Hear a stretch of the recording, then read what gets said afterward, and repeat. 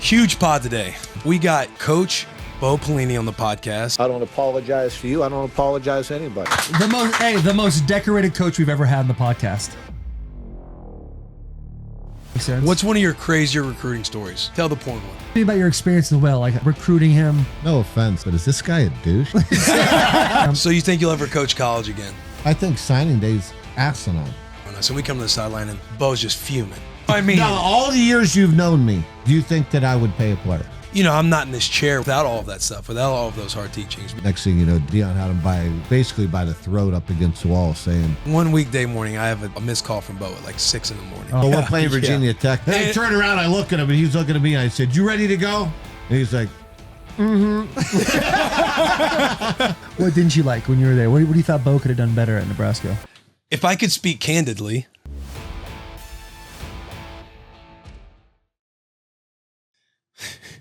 okay. Welcome to another episode of Bussin With The Boys. I am your host, Will Compton. My co-host, Taylor Lewan. He's not here for this intro and these ads I'm going to be reading in the episode. The boy is at training camp. We are dropping the Bo Pelini podcast. This podcast is incredible. Coach Bo Pelini, for those of you who don't know who he is, he was my head coach at Nebraska from years 2008 to 2013. He was at Nebraska from 2008. Man, he was only there. Oh, okay. I was there from 2008 to 2012. And then he was there from 2008 to 2014.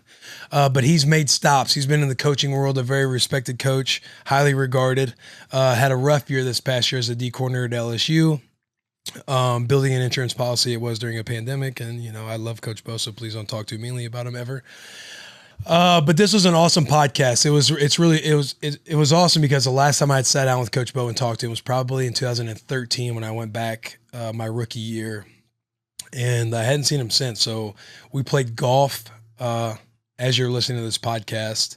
I played golf with Bo the day before, and then we went out to Bourbon. No free shout outs to Bourbon out in Nashville.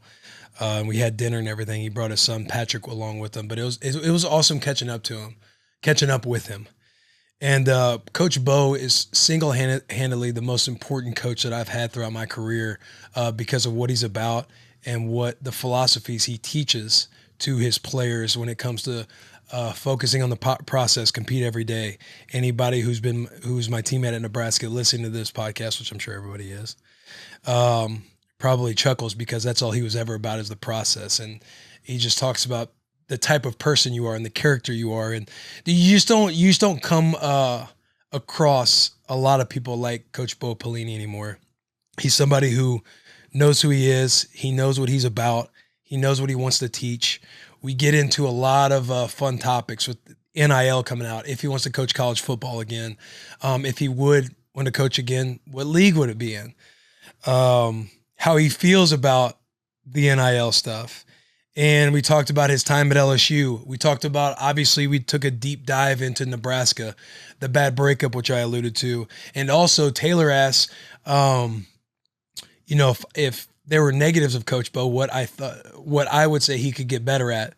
And so I talked candidly as well as I could without being too nervous and telling Coach Bo what I think he could be better at. So it was an awesome podcast. This could possibly be another Mount Busmore. Just throw that around every time, no matter what. Another Mount Busmore.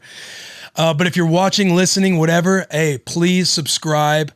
If you don't like us, you don't have to. I don't want to force anybody to subscribe to the boys, but if you love us, if you're about it, if you're a tier 1, if you're a tier 2, any of them, you're part of the Wolfpack, whatever you're about, dude, if you're for the boys, subscribe to the boys. Leave a review. If you're watching on YouTube right now, get out of the little live chat comment because I know you guys love flooding that thing. You guys love communicating. You guys love making friendships on there. It's like we're like a social media app during our live chat, during our episodes.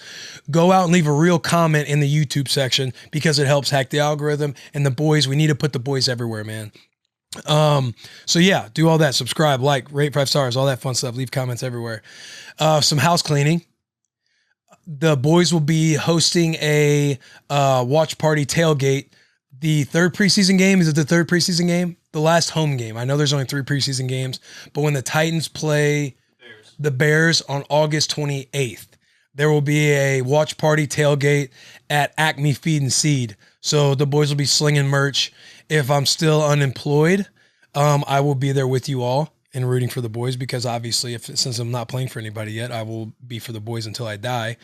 But yeah, so join us at Acme. Anything else?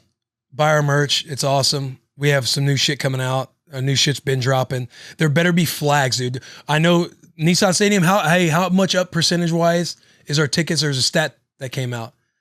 Since 2019, Nebraska ticket sales have skyrocketed 60-something%.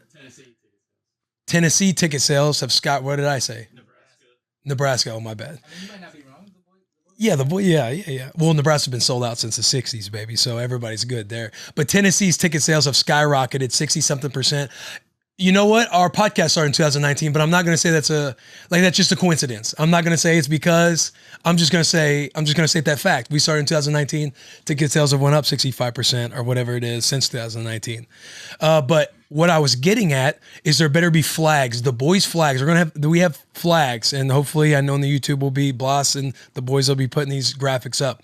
The boys' flags, also Bussin' With The Boys flags, they better be slinging everywhere in the stadium, in the atmosphere, dude. There was a couple last year, but obviously with COVID, there can only be like 15,000 people at the stadium. Now we're going to be 65 strong. I assume sold out. So there should be at least 100 flags. So go buy the flags at Barstool store.barstoolsports.com. You can get all the merch there. Before we get into this episode is brought to you and presented by the Chevy Silverado. Back there. Hey, we're finally rolling though now. So hold on, but give Dobson the mic. What are you doing here, Dob? You just listen to the pod. This is the second time. Hey, Dob, we got a mic now for you. Dobson, give us your name, your age, where you're from, and an interesting fact about you. Just listen to the pod. Okay, that's none of those things. How's that? That's perfect. James Dobson. So we have Bo Pelini on the podcast. Hey, let's give a clap for that. Everyone's fired up about. The most decorated coach we've ever had in the podcast. Yep. The most decorated, that's true. by far. And I hope Vrabel's listening. Yeah, sorry, I hope Coach Vrabel's listening. That's it. And James Dobson, who's sitting in the back, was was Bo's strength coach at Nebraska. So we were all at Nebraska together. But I feel a little outnumbered now. Yeah, you got some Nebraska boys in here. It's kind of like fault. You could have been a part of it. I could have. I really could have. I don't look as good in red as I do in blue. We were at dinner last night, and he was talking about we went to Bourbon. Yeah. And how'd you like bourbon? Oh, it was good. Was it delicious? It was excellent. Yeah, Nashville's really kicked up the state game. Yeah, that check is different. Huh? I tried taking the check. Ran from the check. He get them gator arms. Oh yeah, his arms are like kind of short. He was like, I got it, and he was like, going like looking for. Starts putting it out there. Yeah, Will does. He does do that a little bit. I was like, "Oh, you sure, man?" And he's like, "Yeah." I was like, "All right." Man, we got the Dunkin'. But hey, he was talking about I went with kind of just doing whatever you want. Well, I was a little pissed off about the other. And I don't even want to give him a free shout out. Yeah, the last couple times. The last latte, we did a podcast yesterday, and I think it was good for about 30 minutes, and then my gas really rolled out. Yeah. And that's on me. I wasn't a big fan of it.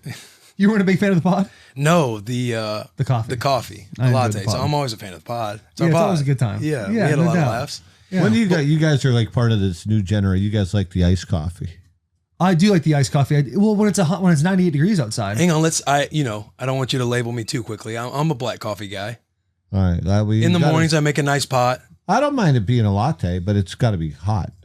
I'm not a big like iced coffee guy. Not even in the summer heat. No, not really. Bo's also the same guy that says the youth is ruining the country type guy. You know there's no doubt. He's got philosophies. He starts. These kids nowadays type of guy. You know what I'm saying? Does the mic need to be closer to him at all, Bloss? Are we good? All right. But we were talking last night.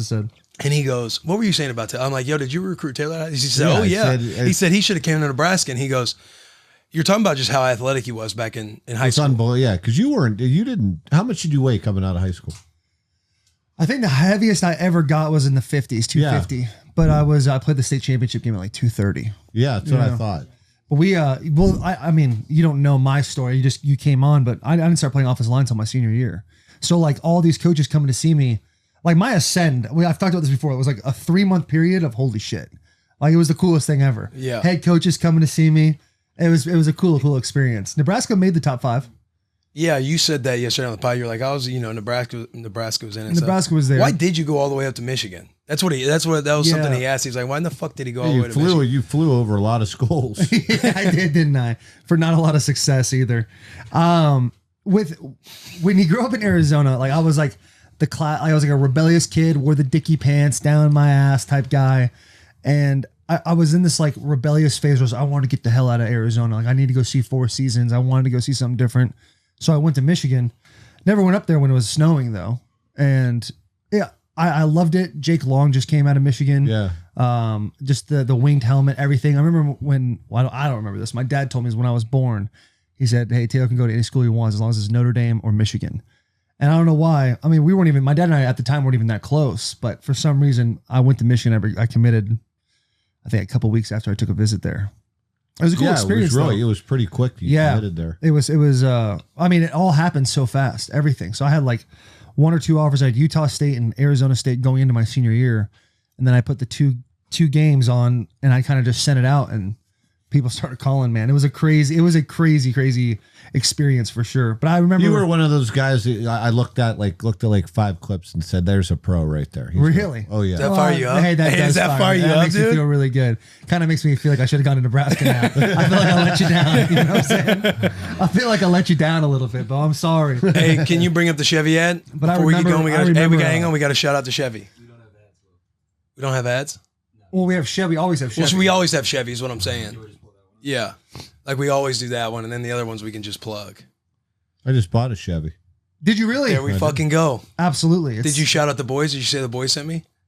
No, I didn't. Oh well, you would have got a hitch. You would have got a trailer. Yeah, hitch you for got a free. free trailer. That's like $25 off right there. Really? Yeah. Let me just tell you, Bo, I'm really glad you're here, and I'm glad you just bought yourself a Chevy. It doesn't have to be a Silverado, but I need to tell you that the strongest, most advanced Silverado ever is here. It's now. It's everywhere. It's the strongest, most advanced Silverado ever. I just said that, but there was another line, so I read it again. Silverado is strong, advanced, dependable, and hardworking. Silverado is dependable like the people who drive them, like you. You're a dependable guy. You're here. You made it. You said you were going to come here. Look at you. You're a man of your word. That's why you probably drive a Silverado. The design is big, bold, and commanding. The truck turns heads. We talked about this on the pod. Get yourself a little kink. You're on the road. You see one and you kind of throw your neck over a little bit. It'll give you a kink. Now it's a partner with grit and determination. Anything is possible in the Silverado. It's the greatest thing ever. Will, tell me about the things you can do in a Silverado. You can tailgate, you can haul, you can tow your boats, your RVs, your trailers. I know Bo, he's got a couple boats. He's already told me about how he's been towing Bo, them the boat around guy. in that Chevy Silverado. Off-roading, moving day, helping out your friend or family member, road trips. Go to a Chevy dealership. Let them know the boy sent you. And as you guys know, someone got a free little Brandon trailer M. hitch. Brandon M got his own Brandon trailer M. hitch. Shout out Brandon M. He got his own little trailer hitch to go along with saying that the boy sent him. So And just to let you know, if like you go to Chevy and you say the boy sent you, it's not guaranteed you're gonna get a trailer hitch. We Yeah. probably should put that out there. if you get something more, let us know. Yeah. If you get nothing at all, also let us know. Well, no, if you get nothing at all, just say, hey, I got a truck. And then you can just leave it at that. Just drop the photo. Yeah, just drop the photo so we can be really proud I'm of going you. to the dealership when I get home and saying I want like 10 grand off. What do you think? The boy sent me. Yeah. Yeah, and you say that the boys sent you to be all right. Depends how much the car is. If it's like a Chevy Malibu, you're probably not getting that 10 grand off because that's like more than half, right? Yeah. But you get one of those, a Rocky Ridge or a High Country. I mean, 10 grand is nothing to those things. Those are beautiful vehicles. Those are nice. Yeah. Huge pod today. Big pod. We got Coach Bo Pelini on the podcast. And guys, I'm going to be honest. There's going to be a lot of woulda, shoulda talk with myself because we're going to live back in the old days a little bit every now and then. I'm along for the ride on this Yeah, one. yeah, yeah. I'm just excited to see So this. everybody, the entire world, You're going to probably learn gonna a watch. lot about him. And today. I mean, I think I'm I not already going to know. tell you the truth. Yeah, he could probably sits in here and blow smoke up your ass every day. Probably. God damn, what are you talking about? I was just battling. I was just fighting, dying on the sword against Texas yesterday. He was. Talking about how we should have won. The bullshit second that went on the Oh, clock. it was a crock. I mean, you lifted your arms. You were celebrating. I was on the field. I was going to shake hands. Do you feel like since we were moving we're to in the, it. Yeah, Oh, do you we're feel, in it now. Do That you was feel the first like? one starting Well, I it. wanted to know. I know my opinion. Do you feel like moving to the Big Ten that was like that played into like we can't let these motherfuckers win? Oh, I don't think there's any question. I don't think I heard, whether it's true or not, I don't know that it wasn't even that like the replay official wasn't the one who actually hit the button for the to review it. I mean, there was nothing to review. It was over. Game was over. Dobson, you got something to say about that right there? I hear him going there. Yeah. 100%. Game was over. I mean, it was. I mean, and then I heard like a Big 12 official reached over and hit the button. That's what I was told a couple months after, and I was like, well, what are you going to do? Why don't you ever say things like that in like a press conference? Huh? Bring it back I didn't up, know open about the wound. But if you heard a couple months later, why didn't you say Oh. something a couple months later? I don't know. I mean, that's, it's like, well, you can't what are you going to do after the fact? But Yeah, that's true. You know, I mean, I would have been, I probably spoke out that night probably more than, I mean, I got fined more than once when I was a head coach for my press conferences. I don't know if that was one of them. But. Will has showed a couple of videos. He did show one video that was like very much for the players, like saying something like, don't blame the players, blame the coach or something like that. You want to fire me, go and fire me. Yeah. Yeah. I mean, Bo always had the most. What was that after? He always had the most biblical press conferences because what people would get upset about religious guy is he would,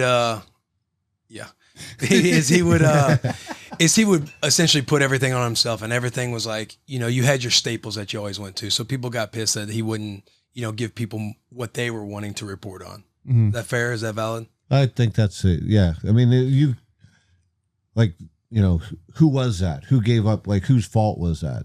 I'd say that was my fault. That's a bad call.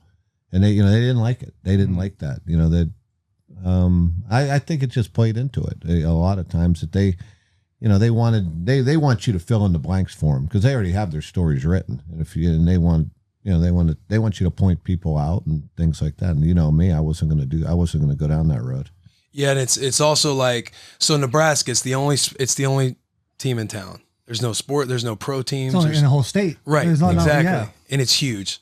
So you have these reporters, right? And a lot of them, you grow up in Nebraska. Like everybody's like corn fed. It's all Nebraska football.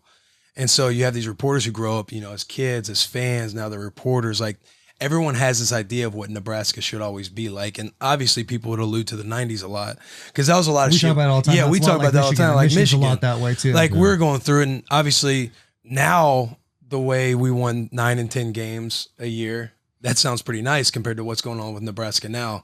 But in the time that we were playing, it was always, you know, you needed to bring in people from the 90s culture. We needed to figure out how to be Nebraska and bring Nebraska back to the 90s, to the glory days, everything else. Yeah. And now obviously, you know, it's trended a little different. Well, I mean, what did Nebraska run back in the 90s? Like a power O offense? Just like a gap scheme type run downhill type thing? Yeah, I'm not sure. Like everybody did in the 90s. It's like, you can't do that now. Like in college football, how dynamic everything is, how everything's so spread out. You can't just you can do ground and pound, but you got to have other things. You can't just be like, hey, let's just do what we did in the 90s. Because it doesn't work like that. Michigan needs to know that. Nebraska needs to know that. These teams that had success in the 80s and 90s, it's okay to hang your hat and be like, these guys, Bo Schembechler was a legend there. These guys are all legends. But you got to develop and grow. Like, I mean, if you look at Alabama, look at LSU 2 years ago, Oregon, when Marcus Mariota was there, it's like, they were willing.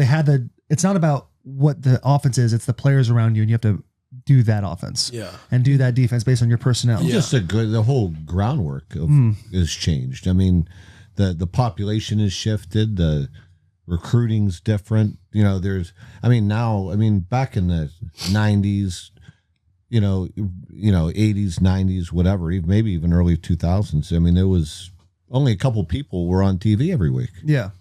I mean, Nebraska was going to be on, Oklahoma. You know, there were going to be certain teams on TV. Michigan's, now, Ohio State's. I mean, now you got to compete in recruiting against, you know, South Florida, Central Florida, you know, whatever, because everyone's on TV. Mm-hmm. So a kid doesn't have to get on a plane and fly 3 hours to go to play on TV. You know, he's going to be on TV every week almost. Yeah. I mean, that's just the way it works. So it totally changes the recruiting landscape. Yeah. When it comes to like college football and the way, and it seemed like there'd always be a shift every 5-6 years. Like some team would be really great and they'd go down, another team would come back up. And it's kind of been stagnant with, you know, SEC's really dominated, but you have the Clemson, Alabama, Ohio State's, like those three teams kind of always really been in it. And then there's everybody else. How do you think these teams that are on the cusp break through that mold from going from a tier 2, and tier 2 is like, you know, a top 5 team, but not those three teams I just mentioned? How do you think they get to that next level to where they're also competing for, you know, national championships every year?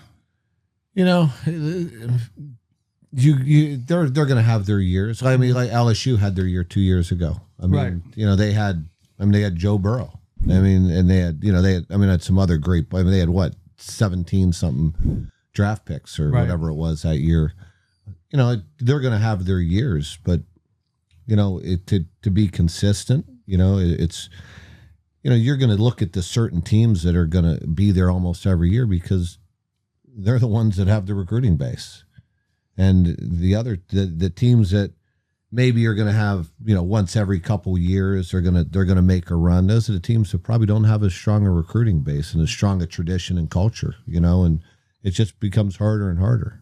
Right. I mean, Ohio State, they, a lot of these schools, the ones that are there almost every day, heck, they can recruit in a car. Yeah. Give a phone call. Yeah. And it's just the way it works, How hard was it coaching through a pandemic?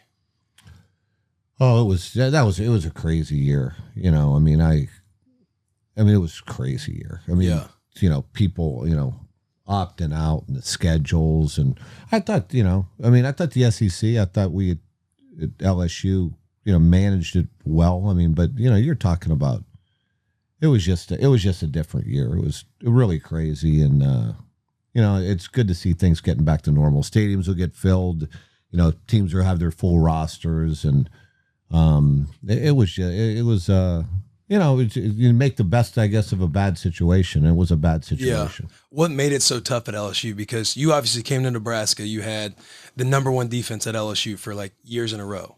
You're winning natties. You come to Nebraska. How long were you at LSU for? But previously or last year? Previously. I was there for 3 years, okay. And then I got the head job at Nebraska. Yeah, and he had like the number one D in the country with LSU. Like those boys, like Glenn Dorsey, they had dogs on that squad. And then he comes to Nebraska, and we're obviously, looking back now, a successful tenure at Nebraska. And you go to Youngstown, you're obviously successful at Youngstown. You're going into the playoffs and everything. And then you go to LSU, and you have a tough year at LSU when it's like Bo's back at LSU, and everyone knows the formula to win, that you would know that formula to win. What made it so tough? Well, with LSU this year? It was just a weird year. You put in a new defense, and you don't really, you're trying to do things on Zoom. You don't have as much access to your guys. We had some guys opt out. They lost a lot of guys from the national championship game. We had some had some guys opt out. You have injuries and things like that. It was just a weird year. We kind of finished the year pretty good.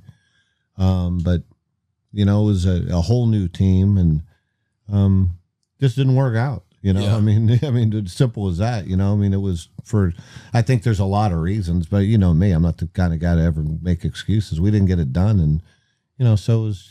That's just the way the business works. Things don't work out. It doesn't matter what the reasons are. Time to move on. Yeah. We interrupt this podcast for a shout out to Freshly. No free shout outs, Freshly. Meal delivery, the best. Personal endorsement. Yeah, I take them. The chicken parm, the stuff with the macaroni, killer. The macaroni is killer, bro. I'm talking the macros you get in those things: protein, carbs, fats, healthy, fresh delivered straight to your door, never frozen. They're ready to heat and enjoy in just 3 minutes. With new meals added each week, Freshly brings convenience of a chef-made nutritionist design classics right to your kitchen. We're all trying to get in shape and eat right. Freshly can help. Their delicious meals are designed by nutritionists and cooked by chefs, making it easier to eat better. Grocery shopping, cooking can be a pain, especially right now. And with Freshly, you don't have to. Your meals arrive cooked and fresh every week, so you can keep your fridge stocked and skip the trip to the store.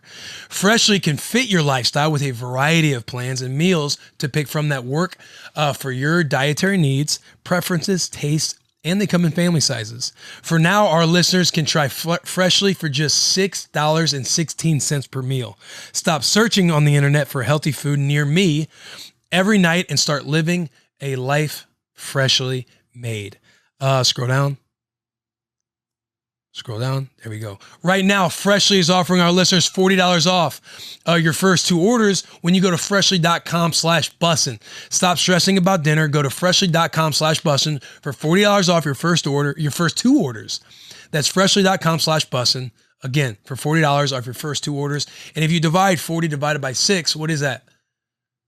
7? Almost 7. We'll say 6. That's pretty much 6 free meals. $6.16. Go to freshly.com/bussin.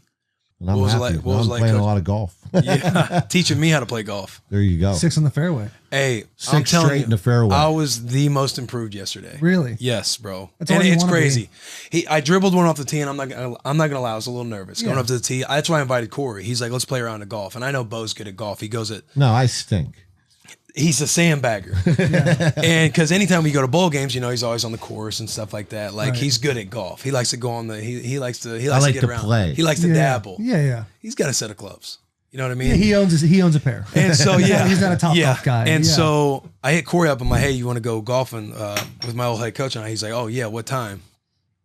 And so we set it up and stuff, and we go. And I'm a little nervous, like, you know, I'm like, fuck, these dudes are probably. I know Corey's good, and I know Bo's. Corey can probably slap good. it? Yeah, Corey's pretty good. Oh, good. So I dribble one off the tee, and you know, don't really hit it far at all. And then Right, makes it he's like, down. oh no, Bo's like, oh no, hit another one. I'm like, okay, you're being nicer to me now than, you know, from what I remember. Yeah. And I put another one on the tee and just slice it, like, I mean, just out of play. And I was like, hey, I'm Well, telling like you. 4 fairways over. Oh, Yeah, really? yeah, exactly. They took a shot. Yeah. Oh, Yeah, bro, yeah. it's incredible. Now I immediately, like, I'm like looking back at Bo, like Like you a know, dad, like a father figure, like, hey, yeah, you just hey, want him to be proud of you. I was like, maybe if you He yell hasn't at- seen you in years. Yeah, like, right, he just right. wanted him to know. I said he starts, you know, coaching me nicely, and I'm like, hey, maybe if you yell at me, like, you know, like the old days, like on a big run or a gas run or something like that, maybe we'll get something going. Yeah, maybe yeah, we'll yeah. start rocking. But no, he had some good tips, and I think I made you proud. You most improved. He didn't say yes. That was very. Well, you know what? He's the first one. You know what he does when he swings the club. You know, most people look up to watch their ball. Yeah. Like he swings, hits the ball, and looks back at us. Yeah. He's looking at me, my son Patrick, who's back here. He played with us. Corey, Shout out, Patrick. and Shout out, Pat. Yes, the first thing he does is he swings, hits the ball, he looks behind him. I'm like, no one else that ever played the sport of golf does that. He just wants the approval. Yeah, Guys, did I do good? I'm definitely getting like a Dale Earnhardt Jr. vibe between the two of you. Yeah. Like he's like, I just want you to be proud of me. And he goes, well, most improved. Didn't say yes. Right. Didn't Let's say give I'm, you a I'm little happy something. that you won. Yeah. None of that stuff. It's just you know, focus on the process, compete every day. Yeah. There you go. It's your favorite quote. Why is that your favorite quote? I just something I've always talked about. You know, back when I was a D coordinator, I think it really started when I started running the defense, and I mean years ago, and because you know that's what we do. That's what we talk about. Day in, day out. You know, everybody wants to talk about goals, and I want to get here. It's like, you know, can you keep putting every day? Like, do what you got to do today. I mean, forget about tomorrow. I mean, you know, I always use the quote, or talk about the fact that everybody wants things to happen. You got to want to do the things that make those things happen. And that's the hard part. That's, we all want things to happen, but you got to do things you don't want to do to make that happen. And that's the process. And a lot of people to never figure that out, especially players. Yeah. People in general have a hard time with that. Yeah. Everyone sees that classic tip of the iceberg picture where it says success, and then there's the giant Oh, we iceberg saw that one underneath. all the time. Yeah, and it's all the things you have to do to get to that success. Yeah. So, but football players, athletes. There's one thing but to normal talk people in about it, general. but you got to live it. You got to believe. You got Yeah. to truly believe in it. A lot of people don't believe in it. Mm-hmm. I mean, can you do it every day? Can you check that box every day? And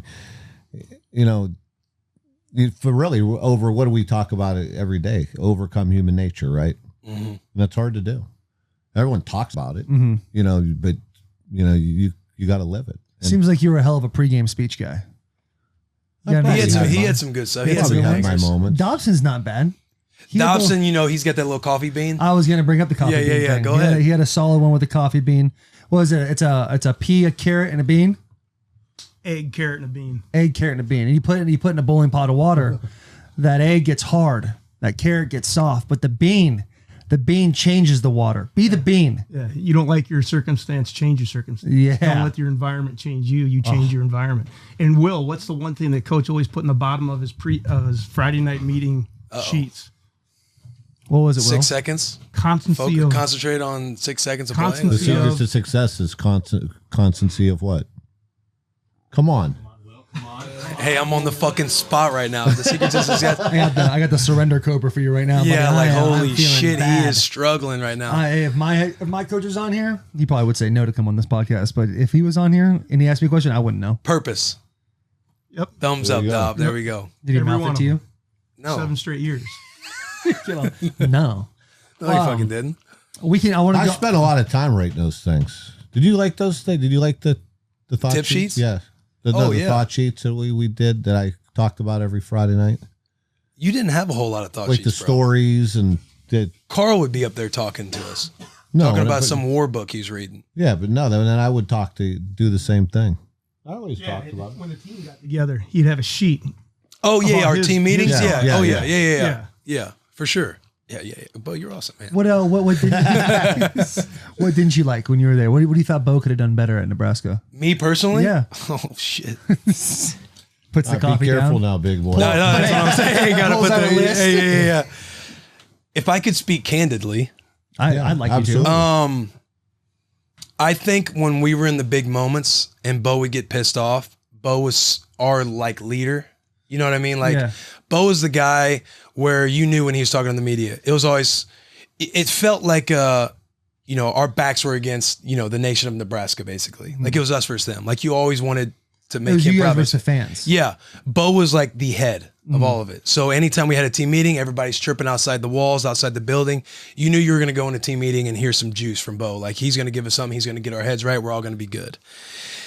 And when you get in tough parts of the game and Bo, from stories I hear, blacks out and doesn't necessarily remember how much he like gets after people. Yeah. But when Bo gets fucking pissed off and you feel like shit's hitting the fan and you feel like you're letting everybody down, I feel like that festers into a young kid's psyche. And then you play more to not mess up instead of needing somebody that's like, hey, it's all going to be fucking good. Like I know. Don't play to not make a mistake. Correct. Go play to win. And I felt like that happened. I feel like it happened more so too when you're a younger guy, because when I was a senior, there was a time where Penn State drove on us our senior year, had an opening drive and drove all the way down the field, and we can't check Vegas, or we're getting checks in slow, or calls What's are your not Vegas getting in fast. It's a cover one thing that was in in the playbook. Was it at Nebraska or was it at It was at Nebraska. So it was it's live. our senior year, yeah. And we either weren't getting calls in quick, or we're not getting lined up fast enough for getting our checks in, and they drive it down and score on us. And we come to the sideline and Bo's just fuming. It's the first series. And it's kind of like, yo, it's all good because we had a good group of seniors, but you're kind of you're kind of chirping back to him. And then he comes over and he taps you on the head like it's all good to go. You rally. I mean, you end up winning the game and stuff. But I feel like a lot of times, like when I noticed it watching from afar was probably the Wisconsin game where you guys were 7-0 or 8-1. And you guys were at their house. I mean, we were up like 17-0. You're up 17-0. And or 17-3 at the time. And Melvin Gordon jumps over Corey Cooper and goes to the end zone. And you see you just going in. And I'm thinking from my stance, like these dudes are up 17-10 going into halftime against a team that this is our time to come back. Like they've obviously had our number every year. Like we're in it. Like we don't, there don't need to be any red ass being spread around. It's more of like a corral thing. That's a moment where I felt like, you remember certain things like that. And not in a way that, that's probably my thought of what you could have done better at. Yeah, I agree. If I was being treated like the time at Youngstown too, you guys are still in the game and you guys had the most abysmal pass interference call out there. And you still got a shot to go to get the ball kicked off to you and at least try and do something. And yeah, it would have been a miracle, but right, for sure. Yeah, but you and Carl are so pissed off and you get a penalty and then you're kind of just out of it. But I felt like those were moments that I feel like if you could zoom out and look on, you could be like, yo, in these times, because he's like the head of the, and I think he's the head about of the that body. all the time. You know what's crazy about, I always said that, and there were times when I would just almost not say anything because there's always that, I always felt like Nebraska was, especially the kids had so much pressure on them. I mean, forget about, and that sometimes obviously my personality added to that maybe, because they wanted to win. But sometimes you want to win so bad, but all of a sudden sometimes, I mean, Dauber, you might agree with that, like something bad would happen and it was like, it just compounded itself. It was like all of a sudden that they just totally lost their, some certain guys. Right. would just totally lose it, and yeah, and it was we used to sit and talk about that in meetings a lot. Like, okay, part of it was okay. Yeah, I got to be better in that situation, understanding that what these kids are going through. Yeah, I mean, you were always, you wanted to be like a player out there playing the game. Yeah, too much sometimes. Because I remember the time I came back and we sat in your office for like probably a few hours. We were talking about it last night, like after I left Nebraska and came back and we were talking about it.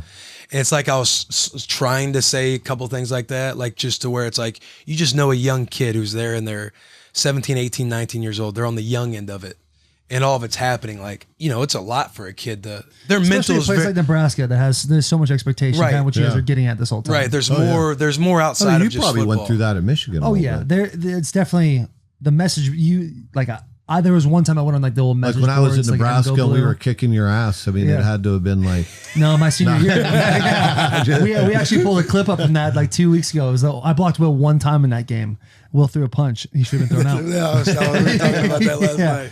But no, I mean that game. Anytime he went to Nebraska, and I'm gonna get a little off track, but anytime he went to Nebraska, it was the weirdest experience because you go in. Usually when you play most teams in the Big Ten, you're walking by, fans are throwing you the bird as you're driving in, and at Nebraska, they're just, hey, how you doing? Good luck, like kind of a good luck today. Yeah, like it was super nice and greeting, and you guys just donkeyed us. I think it was the fourth quarter.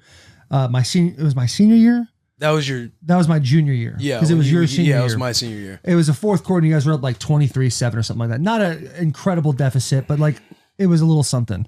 But, Denard got hurt. It was like, okay, we're gonna win this And our backup quarterback went 3 for 13 with 3 picks, and we're like, we're running it. We have this is what we got to do, and it's nothing against. I mean, he was thrown into a situation, but it's so big, it's so loud, everyone is there.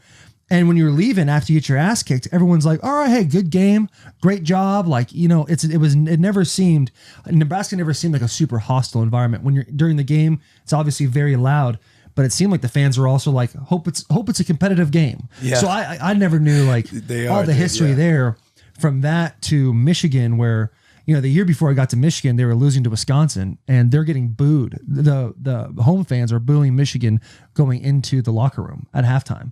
And so it was a different deal. They'll turn on you on a dime, but I didn't think it was like that at Nebraska because of the way the fans were from what I saw, my perspective. They were nice to you. They were because they saved all their hostility for me. Yeah, no way. Well, yeah. How long were you at Nebraska for? What, 7 years? 7 years. That's a long. I mean, that's a long time. You guys had a lot of success there too, right? Yeah. And you were part of the Big 12, Big 10 won merge. less than 9. I mean, yeah, that's very impressive. I bet they take There you was back in a heartbeat right now. 1 out of 5 coaches, 6 coaches that won yeah, there's only a couple like over 60 that something period, games, and it was like you, Chip Kelly, Saban, a few others. I mean, good company. Yeah, we That's were really great company. We were consistent. We were consistent because we had a good culture. We had good kids. We weren't always the most talented team. I mean, Will would agree with that. I mean, we had our talent, but we also had a strong culture, really good. I mean, I always say that there's when I look back, when I left there, we had won. I think there was only one or other team over that period of time that won more games than us. At the Alabama, maybe Oregon during that time. Yeah. But when I left, we had the highest GPA in the history of the school. Really? And, Bo didn't fuck around when it came to going to class. yeah, and because we talked about everything counted. Everything counts. Everything you do counts. I mean, we didn't have kids getting in trouble off the field. We had kids going to class. They were doing well in the classroom. And in the end, that leads to giving you the best chance you can be to be a good team. Yeah, especially if you don't have like you said, you didn't want the most talented team in the world, but if you have a bunch of guys working together. Yeah. I mean, we talk about it. You'd rather have 11 guys doing their job than one guy who's a freak and then, taking the wrong gap and making a couple TFLs, but also letting a 60-yard run go. Right. So, God, I love Cross Country Mortgage. Shout out Cross Country Mortgage. No free shout outs. And they are much like us at Barstool and Bussin With The Boys, a people first group of people. They're dedicated to the fundamentals. I know. I saw you turn your head. It says people first group of people. They are dedicated to the fundamentals of mortgage lending, which results in fast, convenient, and less stressful home financing or a refinancing experience. Rates are unbelievably rates are unbelievably low. They're saying world record lows out there. Don't pay the bank more money than you need to. Our friends, they are our friends over at Cross Country Mortgage, make it super simple to figure out how much you can save on a monthly basis and over the life of your loan. The numbers can be staggering, and you don't know how much you can save unless you actually talk to an expert over at Cross Country Mortgage and figure it out. Click here, swipe up to learn more about your refinance and connect with your team over at Cross Country Mortgage, who will help make the process as painless and simple as possible and help keep your money in your pocket so you can do fun things with it, like going to watch the boys or going to the tailgate, going to our tailgate August 28th. Rates are at all-time lows. It may never get this low again. Call today for a fast, free rate quote. Our partners will save you a lot of money over at Cross Country Mortgage. Call today, and our friends, our buddies over at Cross Country Mortgage will give you a free home valuation. That is free to you just for calling. I almost cussed. Just like the All-Star athlete, Cross Country Mortgage pushes themselves through the entire lending process. If they get blocks, they figure out a way to get the ball over the line of scrimmage. I love that. Run left. Don't miss the window as rates are expected to creep up. Reach out to them and see what they can do for you right now. And when you connect with Cross Country Mortgage, tell them the boys sent you. Go to crosscountrymortgage.com/barstool to learn more about your future home buying experience or refinance your current mortgage. Do you think there's ever a time you end up back in Nebraska? No, I'll never end up back in Nebraska. You don't think so? No. Even if they call and they're like, hey, listen, we fucked up. They wouldn't. They wouldn't. No. That would never happen. Not there. That's a bummer. Yeah. Because of how bad the breakup was? No. It just because it was more than obviously it was the AD at the time, but I mean and the chancellor at the time, those two kind of probably drove it. But the media, they had gotten the media on board, and those media people would never admit to being wrong or, but I just don't think it would never happen now. Yeah. I think what was interesting to me too, is like when they were kind of, and this is me talking, when they were kind of pushing you out of there. I thought it was interesting because Tom Osborne was the AD before. Who's the AD that came? Eichhorst? Is it Eichhorst? Yeah. Eichhorst. And you would think that Tom, I would assume that Tom and everybody there that's in the culture there would already let the new people coming in know, this is the culture we have. You know what I mean? Because Tom Osborne's seen in Nebraska as Tom Osborne. You think that something like that just wouldn't happen, how it all unfolded. You would think that they would have celebrated and treated Tom better at the end, and that didn't happen. So, they weren't treating Tom good at the end? No, I mean, no, not really. They kind of forced Tom out. I don't think Tom was quite ready. I mean, in the end, I think Tom Osborne, earned the right to, came back, kind of saved the program when he came back as the AD. Oh, yeah, absolutely. And then all of a sudden, I think he's pretty much earned the right. Tom would never say this, but Tom earned the right to pick his successor and to make sure that, safeguard the tradition, all the things that went on. And that didn't happen. So and here we are. They're fighting to get back. What kind of rapport did you have at the time with that new AD? How much was he involved? With Eichhorst? Yeah. Oh, almost no relationship at all. Over the time he was there, very little. Almost none. This is the guy that kind of started to push the new AD, and yeah. they kind of, How long was he there before you left? Oh, he'd been there about a year, over a year. And so he was supposed to come in and be kind of an interim guy. Yeah. And then that it just happened a lot faster. Next thing you know, he's in, Tom's out. And, at that point, Tom had hired me. That's why I came back, because Tom had talked me into coming back. And at that point, you kind of know that this isn't going to be a long-term thing. Yeah.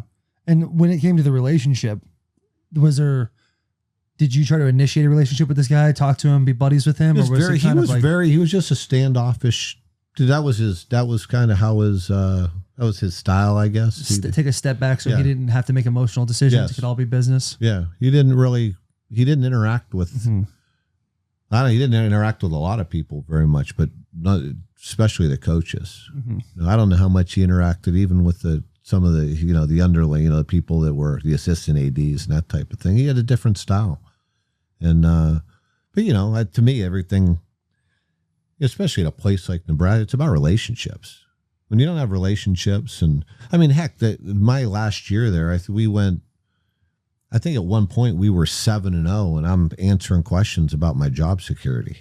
Oh, really? I'm like, life's too short for this. Yeah, that's got to be tough. Yeah, because I know if we were 7-0 at Michigan, people would be celebrating from the roof. They'd be jumping off the stadium. So weren't we 7-0 or something that year? I can't. I wasn't. I was gone. Well, it was a mere senior year. But at the end of the day, we had never won less than 9 games. We won 9 and 10 every year, and even heck, I laugh because I see some of these coaches and schools like, guys win 5 games and they get a contract extension. I said, heck, they would have been burning crosses in my yard if I won 5 games. Hell yeah, dude.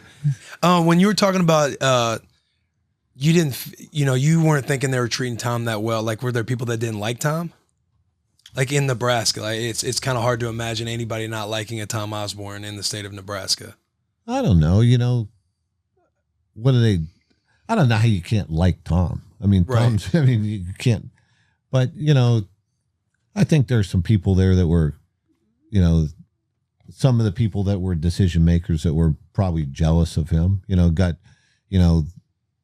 Saying because Tom was kind of seen as kind of bringing the program back and bringing the tradition back, and people want their credit, and people want whatever, for whatever reason, human nature comes in, and there's jealousy involved, and I think got to overcome human nature. Yeah. When you were in that video, the conference he was talking about earlier, when you were talking about what game was that? I don't know. Yeah, when was that? When you're Which like, game? if you guys want to fire me, fire me. The press said something to you on the lines of like players and job security, and you just started going off on them about like, I ain't worried about my job. I ain't worried about this. I ain't worried about like it's not the player's fault. It's my fault. Put it on me. And you kind of had like your own. I mean, as a player watching, I'm like, damn, you kind of want to play for right. that. You're like, if they want to fire me, they can go ahead and fire me. You know what press conference I'm talking about? It could have been one of few. I don't know.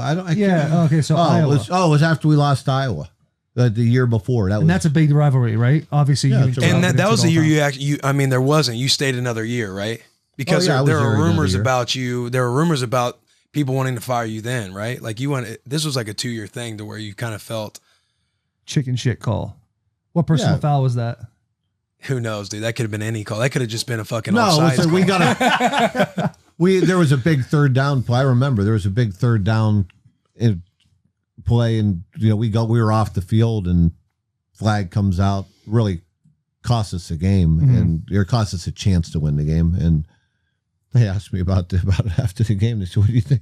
What do you think of that pass interference call at the end?" There you go. 10 grand. Yeah, or whatever. You fine for that for sure. Dobson, on your end, what was during this time? That was your senior year. Will lost to Iowa. No. We were 2-0 against Iowa. You were okay. Shout out George Kittle. From you guys are winning 9 games every single year. From your standpoint, a lot of times the strength coach goes with the head coach. Like we all know, like it kind of comes down, and you see all this pressure from the media. What was your thought process like during this whole thing? Did you think it was a load of horse shit or what? Well, I think the whole staff supported Bo. Yeah. I mean, like Will said, he was the leader of the team. He was the leader of the staff. So the staff always supported Bo. No question. I mean, all the players did. It was always, you always felt the separation of everybody who played for Bo, everyone who was in like the culture of Bo, and then pretty much everybody. Not everybody else, because I hate to say that, because you would even help guys too in team meetings, because guys would get death threats for, not making a play or something like that. Oh, shit. People's families would get trashed. Remember Niles Paul, like his family was getting stuff thrown at him or something after a game. He dropped that ball. Because Niles was running into the end zone and fumbled the ball into the end zone, like as he was about to score. And we lost a game we shouldn't have against Iowa State, but we shouldn't have. But the players, we kept kind of everything in house, but I think the players appreciated not just me, but our staff for what we were. Because I think at the end of the day, as much as we were hard on you, we had high expectations for the players, but I think they always believed we had your best interests at heart.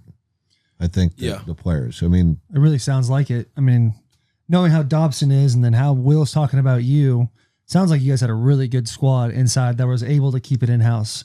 Sometimes there's always a stray staff member that would leak some stuff out, or, it kind of seemed that way in Michigan where they're the core group of people really believed in what we were doing, but there was always a few stragglers. And it sounds like in your building, in your core group, there was no stragglers in that. Yeah, on our floor, it was pretty strong. Yeah. And it seems, I don't know, how does it make you feel, past player, and all the players that played with Will at Nebraska that I've met through Will, they got nothing but good things to say about you. That's got to be a good feeling. Yeah, we had like I said, I think that's why that gave us a chance to win and be consistent, as we were all pretty much on the same page. And we had a strong culture, and high character, hardworking. Just like the Chevy Silverado. Just exactly like the Chevy Silverado. But it is true. We can sit here and talk about, moments objectively, like the process. We talked about it all the time, and I think the players believed in it. You saw guys when I would walk out. Guys would stay. People were in there watching film by themselves. That's awesome. They were doing the little things that give you a chance to be successful. Yeah, and at the end of the day, you can talk about us not, winning certain games for whatever reason, or objectively looking at, hey, what could we have all done better? Like, everyone knows they can get better at something, but overall, everyone has reaped benefit from the, all your mantras that we mess around with and play with, because Dob always preached attitude and effort. Bo's always preaching focus on the process, compete every day. And as much as we joke about it, it's like, I'm not in this chair without all of that stuff, without all of those hard teachings, because you were about, and I always remember it, because God bless Josh Molick and all the guys who would miss class, and you would have to call out in a team meeting and go over sleeping in fucking class. Yeah. But it's like, guys, I'm not babysitting you. I'm not here to babysit you. Like, you're not going to show up on Saturdays. You're not going to show up when you want to. It's not, you don't wear the N on the side of your helmet and get to be out in front of 90,000. And then all the other days of the week, you get to, slap off, not go to class. And then you want to, come dick around at practice or show up at practice just to go be on the sideline during the game Saturday. Yeah. He's like, you're either going to be an all the time guy or you're not going to be here. And you know how it is with class checkers. It's brutal. But Bo was literally had a rapport with goddamn felt like every teacher, because they couldn't wait for a football player to mess up so they could email him and be like, oh, I'm talking to Coach Bo Pelini. I've been on that list a lot. I've been on what 6 a.m.s. Yeah, so I would go and check classes every night. You would go? Oh, yeah. No, he really would. I remember I wasn't there yet, but it was your first spring ball, and guys were talking about how you shut down O Street basically on the team. What's O Street? O Street was like the bar, where you went to the bars. He's trying to rebuild the culture, so he's not letting guys really go out, like be seen out in the scene, like downtown. So if you're caught out, it's 6 a.m. Well, there were a couple of places that were just off limits where it was just the rail. Trouble. Yeah, it's always like that. The fucking rail. What's the rail? Yeah, I know you went downtown is what I was getting at, so right? I walked in and I heard about this brass rail, so I went in there, and it was like, luckily there were no players in there that night, but the people were like, could not believe that you showed up there. What is the rail? And DeMario was in there. Like the spot you go to where it hits midnight and you stays open at 1, you go to the rail at midnight, because that's where it just gets grimy. Loud music. Oh, yeah? Yeah, you know what I mean? That finisher, the one you capped the night. So you remember DeMario Williams? Yes. DeMario was in there. So I was in, and he knew I was back. So I said, DeMario, he goes, to be in Nebraska. I said, there's a good night to be. He's going to be in the brass rail. So I walked in, I went and saw him. And obviously I was in there to see if any of you guys, if any players were in there, but I kind of gave me an excuse. I said hi to DeMario, gave him a hug, looked around, saw no one was in there, and walked out. And next thing you know, it was by the next morning at lifting, everybody knew that I was in there. You're in the rail. Yeah, so they were like, don't go there. Don't go to the rail. Don't fuck around, dude. Dob, you checking classes? No, I didn't. Oh, he was Dob was above that. Yeah. Oh, the greatest ever was Marlo. Was Tim? Yeah, so he was either a freshman or sophomore. The bar? Yeah, I show up to check class. Yeah. And he's got his backpack on, and he's sees me. So I come up the steps, he's coming out the door. And I know it was Monday Night Football. He's probably going to watch Monday Night Football. It was like one of those, 2.5 hour classes, and halfway. So I showed up halfway through, and he was inching out of there. Yeah. And he's why I see him. He's got his backpack on and everything. And I said, "Where are you going?" He makes a right, walks over, and says, "I'm just getting a drink of water." I said, Heads back in I class. was bored yesterday. I said, "Get your ass back in there." Yeah. Oh, he was so.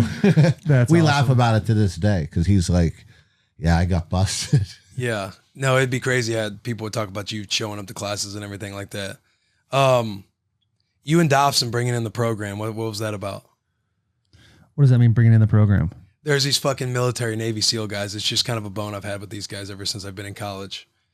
But you would do all these hard ass fucking. Sounds like it's all Dobson. Yeah. That sounds 100%. It's basically a Dobson GPP day in the evening. So Dobson would lose. Yeah. Hey, Dobson, you ever lose to a guy in Nebraska at GPP? I'm just kidding. Yeah, I am fucking around, dude. It's the military's version, Eric Kapitulak at the program. It's developing leadership through shared adversity. So it's really not a workout. That sounds like the most terrifying thing ever. It's a leadership awesome. deal. And it's really good. Eric, the guy who runs this, Eric Kapitulak and his group, I mean, I recommend it for anybody any team, corporation, whatever. I mean, they do an unbelievable job. Shared adversity. So what's the you share adversity in this program. Sounds like it. Buddy. No, it sounds terrifying. If it's just a Dobson GPP day, it's not for the faint of heart. So how does the process work? You brought this guy in? Yeah, so we hired these guys to come in, and it's a leadership seminar. It's basically what it is for 2 to 3 days, and it's on them. They control it, they run it, but they'll give us feedback. Coach Bo will, ask those questions or have, those guys work on certain situations with certain guys on the team. But they run it, they control it, and it's good. It's really good as far as they don't intervene at all. You'll give them background, and then they'll go and run with it, and then afterwards, they kind of give you your feedback and say, this is a strength, these are the leaders, these are the guys that, any kind of. This is how I would push his buttons. Mm-hmm. This guy needs this. And really, it's amazing how spot on they can be, and just being around guys for what is it, 72 hours? Yeah, 72 hours. So it's not like a workout form. It's not we're making this a workout under strength conditioning. It's a class. It's like a 3-day class basically. But there is a workout. You're working out. Oh yeah, you're doing a perfect jumping jack. What is that? Okay. A perfect jumping jack. A lot of mental stuff. Along with the physical. And then they go into pull the next day. Yeah. The next day. The next morning. At 3 a.m. Yeah. Oh. After finishing. Oh, we don't care about sleep. Yeah. After finishing at like 9 p.m. the night before, you go and sleep for a few hours, and then you got to be at the pool the next day, like 3 a.m.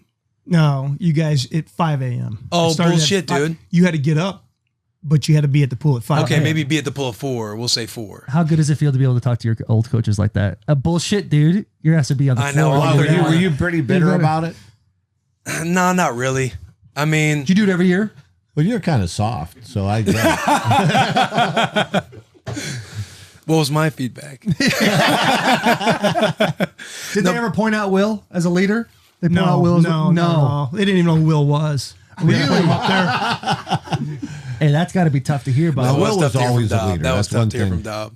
He's a Gordy Gohard for sure. He's definitely one of those cats. Gordy Gohard, why you got to do that? No, I was my senior year. I was all Michigan manned out. I was all about it. But you learn. Yeah. You know what I'm saying? We are both the same way in college, our senior years. I don't know about your first 3 years, because my first 3 years I was pretty. Like I mean, I was. I wish I wouldn't have took it as serious as I did, but I mean, it's got me here. So yeah, because I look back and I feel like I always put a lot of pressure on myself. As a kid. Yeah. Everything else, and so it makes you great though. Yeah, true. What's the phrase? Only the paranoid survive. Yeah, I think people are out to get you, dude, to go get the best. Go become the best. Putting in the extra time is what gave you. I mean, you were obviously very talented, but for college, putting the extra time in is.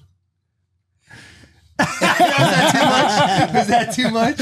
No, perfectly placed. Oh, we get to do a Jake Paul versus Tyron Woodley ad read. Speaking of Jake Paul, dude's a YouTuber. So if you're watching on YouTube right now, go remember, like the stuff, like the episode, leave comments. But yeah, just like Jake Paul, we're on YouTube, whatever. Live on pay-per-view Sunday, August 29th at 8 p.m. Eastern, 5 p.m. Pacific. Go to showtime.com/PPV to order now. Showtime pay-per-view and Most Valuable Promotions presents Jake Paul versus Tyron Woodley. Shout out Missouri. All the free shout outs. A 5-fight pay-per-view event in Jake Paul's hometown of Cleveland, Ohio. Oh, Ohio. Bo's from Ohio. The professional boxing card will take place on Sunday, August 29th. The action-packed pay-per-view telecast will be produced and distributed by Showtime Pay-Per-View, Showtime PPV, beginning live at a special time, 8 p.m. Eastern, 5% Pacific. The main event will feature renowned, I'm saying that right? Yes. The main event will feature renowned content creator, go leave a comment, and undefeated pro boxer Jake, the problem child Paul, and former UFC champion and hardest hitter in the world, Tyron, the chosen one Woodley. Tickets are on sale now and can be purchased at rocketmortgagefieldhouse.com. Order now, go to Showtime, go to the Showtime app or showtime.com/PPV and watch the event live on any supported device. This event is also available via all major cable, satellite, and telco pay-per-view providers for $59.99. Is that it? Oh, that's the read? Yeah, so go up. So again, go to Showtime, go to the Showtime app or showtime.com/PPV and watch the event live on any supported device. You guys who bitch and whine about, hey, they need to pay the fighters more, stop hacking and stop streaming for free. Go to the Showtime app and start paying these boys through the pay-per-view on Showtime. Shout out the boys. Will came to my house, not my house, a family I lived with in high school. He came to Arizona and stayed for a couple of days. We did some podcasts out there. And one night we put on the 2012 game, Nebraska versus Michigan. The game we won. It was the Will Compton show. The announcers the whole time were talking about Compton, his leadership. There were, 9 guys are leaving these 9 guys, but Will Compton's the guy. They were on him. Definitely overachieving.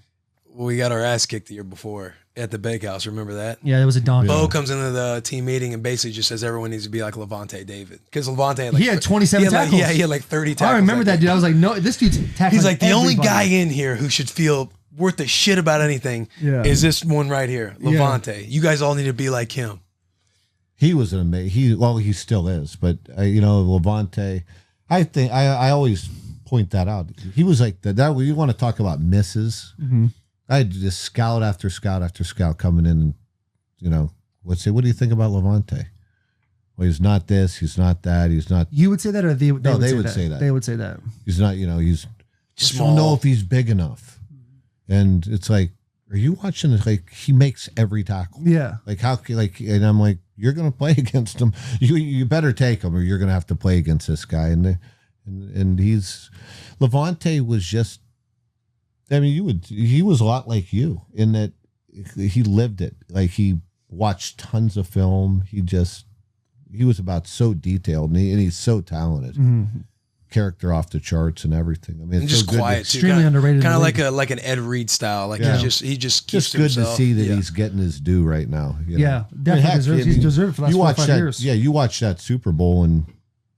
He to me, he was like the MVP. I mean, he eliminated Kelsey. He covered Kelsey the whole game.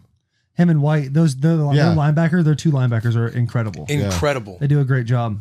They do a really good job. Yeah, White, the young kid, he's a player too. Yeah, absolutely. And he's got a great guy to learn from, to play next to. I'm assuming Sue's the best player you ever probably had from a talent standpoint. Would Levante probably be second?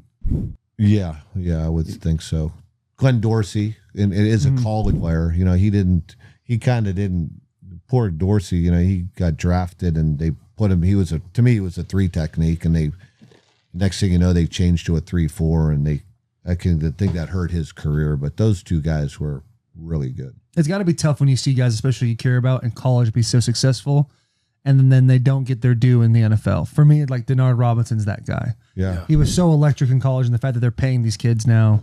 Like Denard could have made millions of dollars in college. He was unbelievable, and it just wasn't able to translate in the NFL. I mean, he had some nerve damage in his hand. I think that really affected him. But the guy's who was talent that quarterback from Ohio State? Braxton Miller. Yeah, he's he's extremely talented. Another one, and he was so talented. He went to wide receiver in the NFL and actually played for a little bit. Yeah, but is he still in the league? He was in the league like last year. We couldn't. All I know is that one night at Ohio State. There were a couple times where he went like 70. We had like 3 unblocked guys in the hole, and not only did we not tackle him, I don't think anybody touched him. I mean, that guy was such a. Sal was probably one of them. I mean, he was so talented. That guy. Really? Yeah. Is And he? you reminded me. You reminded me a lot of Denard. Yeah. Yeah. No, they're very similar that way for sure. It was, but yeah, that you hope those guys, because they're not going to get paid like that in the real world, and that's a bummer. I know Denard's coaching now, and I hope he's a head coach someday. I hope he goes. Oh, really? Is Is he coaching in Michigan? I think he's coaching at Jacksonville. He's the running backs coach at Jacksonville. Oh, really? Yeah. Yeah, so he's doing The Jags, baby. He's making that climb. He is. That's a bit of a deal. I want to ask Dobson about GPP. Dob, did you ever do GPP against players at Nebraska? No, I've never done it again. No, they did. They always did their own thing, similar like he was at Vandy. He was never doing it with the Vandy players. They always did like harder shit. So you've only lost to me in GPP. I wouldn't say I lost to you. I'd say our team. Yeah, you keep bringing that up. Who was your teammate? God, please stop doing this. I was the won't name teammate. any I was the names. teammate. I was the teammate. All right, I let Dob down. Dob, was it Matt? Who's my guy? Yeah, Matt Manager. Yeah, Matt. Me and Matt dominated Will and Dobson in a GPP, and Dobson prides himself on that stuff, man. I took his soul that day, so I really want to get that out. That was just for me in this podcast. You feel better now? Is it I feel amazing right now just hearing that. All I know is he was supposed to go to dinner with us last night, so he's gotten kind of soft. And I heard he had to go, so he's supposed to hook up with us for dinner, but now he's kind of hanging out with the elites. You know that. What's White the deal, collar. Dog? He's white collar Yeah, now. I'm hanging out with Blue- Will. the blues fading. That Vandy Blues fading. I'm hanging out with Will and Taylor. I'm white collar on it. Yeah, the blue's been fading on him for sure. That's tough to hear. I know. Especially a guy you respect as much I as know, Dobson. and watching you know him. how much it's just eating at him back there. Yeah. I mean, can you believe it? I don't. I Can you can't believe believe what you it. turned into? No comment. Oh man. So you think you'll ever coach college again? I don't know. You never say never. I don't. You don't ever close any doors or anything. But I'm not real.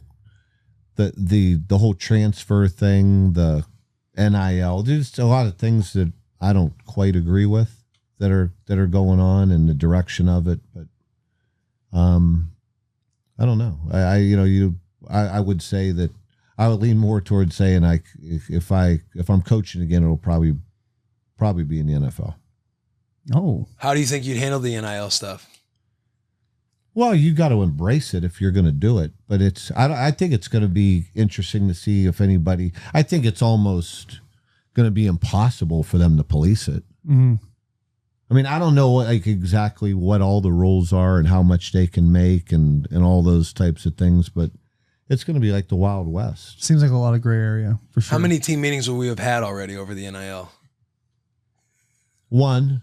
I would have got my point across. There's no fucking doubt, dude. Dude, I remember so back, that was when Twitter was kind of starting to grow a little bit. Everybody's kind of getting their Twitter accounts. Like 09, 10. Yeah. Bo didn't want us to have Twitter. You know the boy. Like, You gotta have Twitter. No, don't say that. okay, sorry. I let you have Twitter. There's no doubt. But there was like, But when they're just when you're putting the stupidest things out there, I said no, it's over. You're done. so I'm pioneering the lead to keep Twitter. Yeah. Right? You know Yeah. what I mean? Like, You're the backbone of that force. Yeah, for sure. 100K. And so, Bo's allowing us to keep it, but, be solid on it. I took Like, it don't away. do stupid I took shit. it away for a while, and I said, "Listen, That's you right. can He get it did back." take it But away I for a said while. nothing about the team, nothing about no. I said just know that it can be taken away that quick. I said so Like make sure- Vrabel type stuff, like with the Yeah. media. Like, Don't nothing talk about the media. team, Don't talk scheme. Don't talk playbook. these types of things. Yeah. And so Bo gives us Twitter back, and the boys are all having a good time. And one weekday morning, I have a missed call from Bo at like 6 a.m. Oh, that's a tough. You one know, to when look up to. when you wake up, your alarm goes Yeah. off, and you look at it, asshole gets a little tight. You're like, holy shit! Yeah, like, what's things are going about to on? go down. It's almost as bad as waking up for a workout 5 minutes before it starts. Yeah, for sure. And I call him, and he's like, hey, you mind coming to my office? I'm like, yes, sir. You know it's not good news. Fucking, I'm sweating telling the story. I'm sweating for you. I've been there. And so I go to his office, and I sit down. He's like, he sits back. He's like, so you guys wanted Twitter back, right? And then he picks up this piece of paper, and he goes, here's what comes across my desk in the morning. And he looks down, and he goes, Lamborghini Mercy. Your chick, she's so thirsty. Yeah. I'm in my 2-seat Lambo, and your girl, she trying to jerk me. He looks up at me and he goes, "What the fuck am I supposed to do with that?"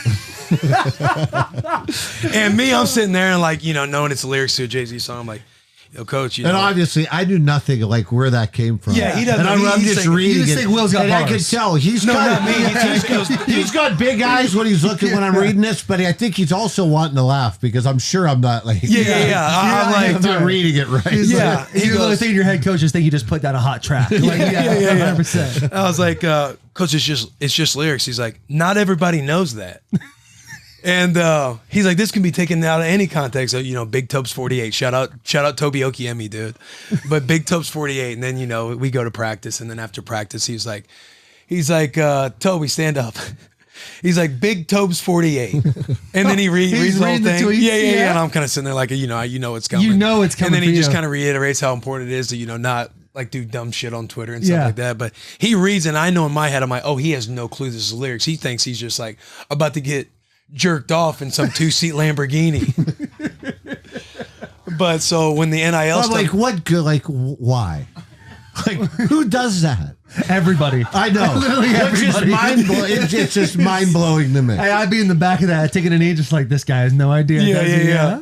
That's so funny. and so when the NIL stuff came out, The number one thing guys do is they like put their quote of them doing this standing thing in front of a car that's probably not theirs, and then they put some line. Lamborghini Mercy. Yeah. And so all of our group chats were hitting it off. What do you think our team would be like if the NIL would have got released? And we're all laughing. We would be in a team meeting right now. But I couldn't wait to ask you like how you think you'd handle this new NIL world. And seems like you don't want to coach college football anymore. That's the thing that sent him over the He's edge. like, fuck, I'm not dealing with this kind of bullshit. Yeah, 100%. I mean, it was just funny. Like Corey Levin yesterday. Corey Levin. Yeah. Well.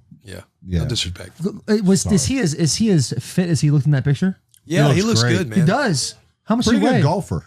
But I could not believe that, I never really thought about it from his standpoint. We were sitting on the one tee and we're waiting to tee off, and somebody NIL came up and he goes, there are going to be kids that haven't done anything making more money than some of us that are playing for the league minimum. Yeah. He goes, how about that?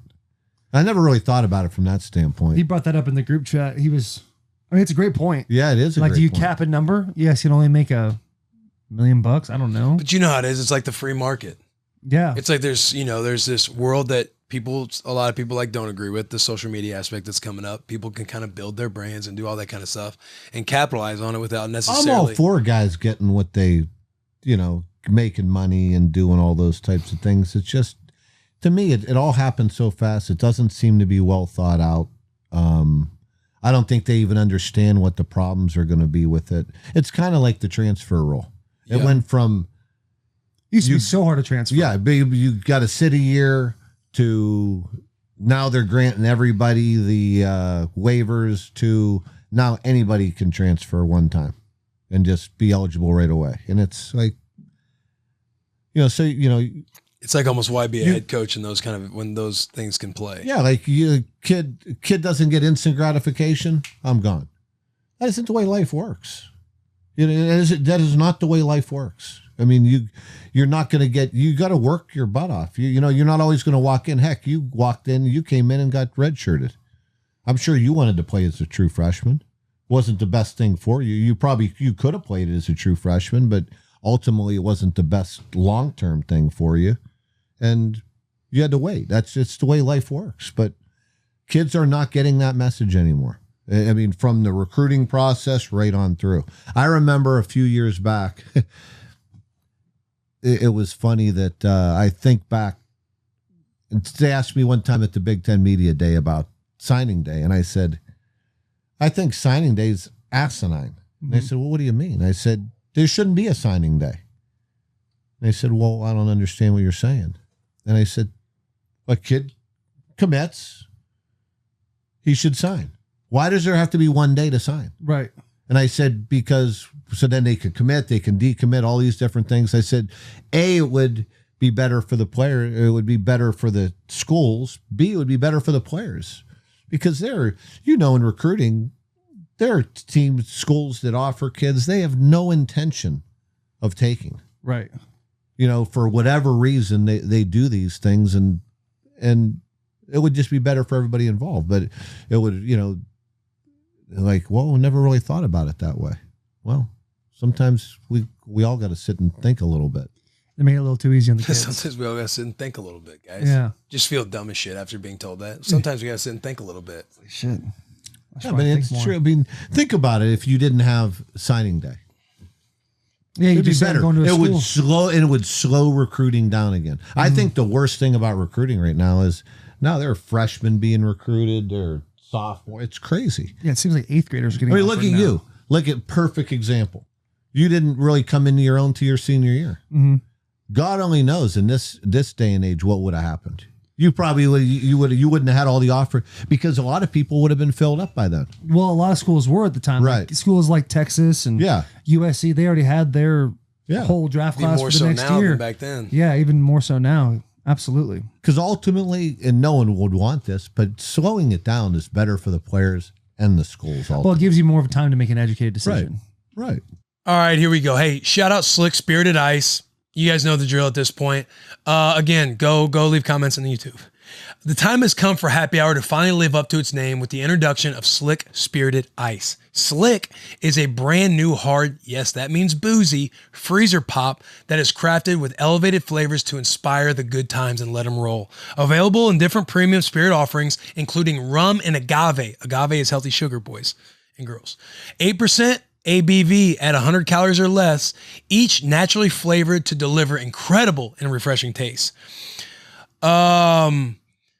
Swap your typical summer cocktail or seltzer with Slick Spirited Ice. Scoop up a box or 2 or 10 at your local Walmart. Shout out the boys at Walmart or local or liquor store and load your freezer for the upcoming weekend.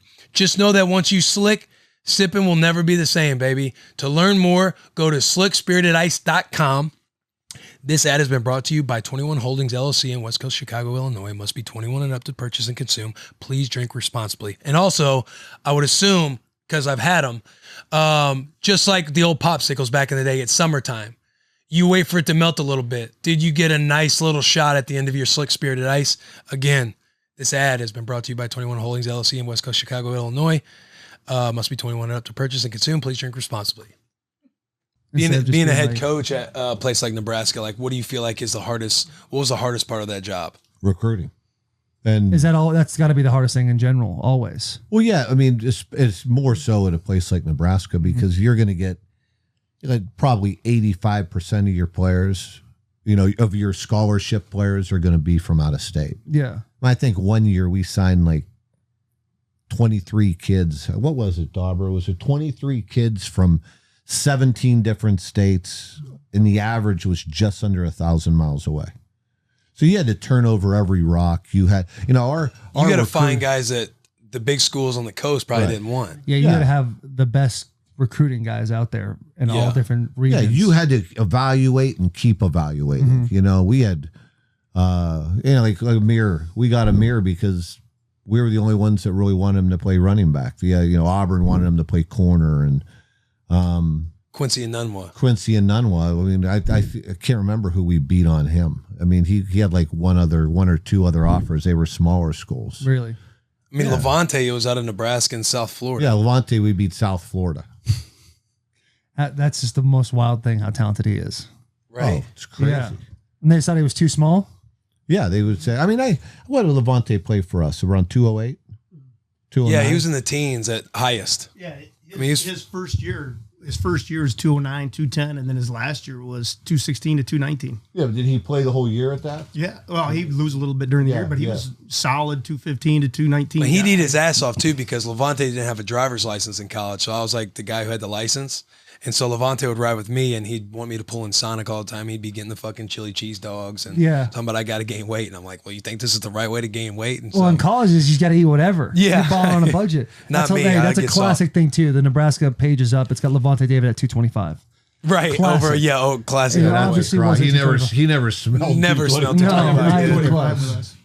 Not even close. Talk to me. We're it's already an hour. It's been a great pod. You've been doing an amazing job. Talk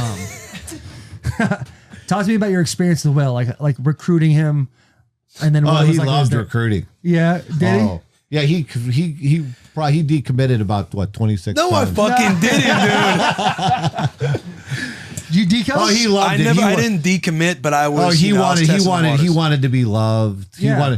He wanted to Just talk feed on the into phone all the bullshit, time. Hey, at the end of the day, that's all we all want, right? We just want to be loved. Like I would hang up the phone with him and I would just look at my wife and say, I hope he goes somewhere else. Oh, No, I did not. No, I didn't. Just start crying on the pod. yeah. No, he Did you, was. did you have a lot of offers? Yeah. Oh, yeah. Yeah, I had offers.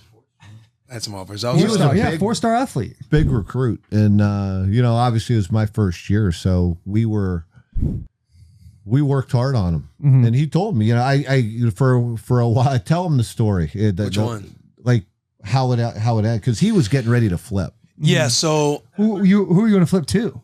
probably it was Illinois or Mizzou. So just to Illinois, tough. give context, like Illinois had just competed in the Rose Bowl against USC, and they had Jay Lehman, who was like an All-American linebacker. Who Zook was there at the time, and he was really, Zook was a great recruiter. Yeah, because Champaign doesn't seem like the most fun place in the world. Yeah, for sure. I'm definitely glad I didn't go there. And then Mizzou had Chase Daniel. Shout out Illinois. Yeah, Mizzou had Chase Daniel and Jeremy Macklin, and they were, in the Big 12 championship. They were like that close, so you had the instant pressure of going to Mizzou. And then I had committed to Nebraska before the season started, so before Nebraska's even playing. We had like a top 5 recruiting class. Blaine Gabbert was the quarterback, 5-star quarterback. We had a top 5 recruiting class for sure. In all the rival rankings and shit.